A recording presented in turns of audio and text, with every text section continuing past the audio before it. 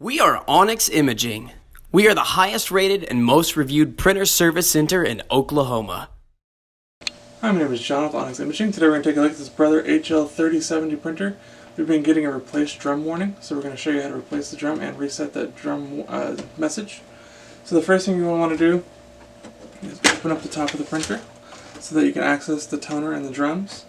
And then for whichever color you're getting your drum replace drum notification for, you're going to go ahead and remove that toner and drum. The drum will always come out with the toner.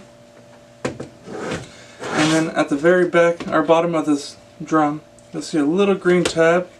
You're going to press down on that green tab and remove your toner. And you've removed your drum. So once you have your new drum, you're going to reinstall your toner.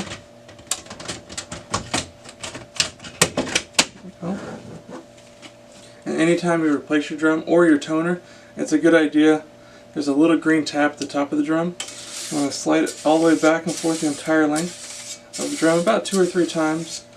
And it's very important that after you do so, to make sure that the little green tab winds up right back where it started. There's 2 little arrows to indicate where that is, so please make sure that it winds up back in the same spot. But now that you've replaced your drum, you're going to reinstall your drum and your toner back into the printer, and you can repeat that process for any of the other drums that might need to be replaced.